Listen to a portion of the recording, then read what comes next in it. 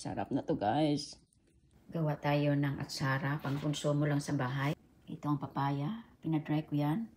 Tsaka sibuyas, bombay, ahos, espada, tatlong kulay, tsaka carrots. Ayan, dato puti, spice vinegar, tsaka regular. Tapos lagyan ng konti ng ganito. Pang dagdag lasa lang yan. Medyo kumukulo na guys, so ilagay ko na tong black pepper, bay leaves, at saka itong ahos. Sunod agad ito. Agad ito. Hindi pala. Half lang guys. Saka pakuluin konti.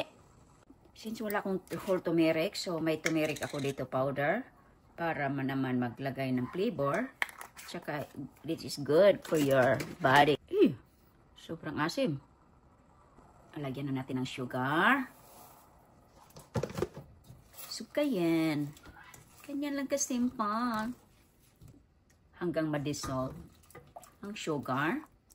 Tikman natin. Perfect. Ang sarap niya. Matamis na maanghang at saka maasim. Yan ang gusto natin, di ba? Lagay ko na itong carrots. Gusto ko maluto-luto konti ito. Kaya yan lang. Okay na to guys. Patayin ko ng apoy. Dito na natin i-mix ang iba. Yung naiwan. Yung iniwanan. At saka yung singkamas. Ayan. Ilagay ko na ang sauce. Ito na guys. Ito na. Kunti lang sauce. Tama lang yan. Kasi ma-absorb naman yan. Ayan. Mix lang natin muna. Tsaka yung papaya. Tsaka yung papaya ko ilagay. Wow, mas marami pa yung sangkap kaysa papaya guys. Ilagay ko na to.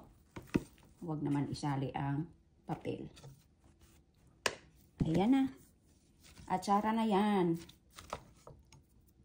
I-mix na natin ito mga maigi guys.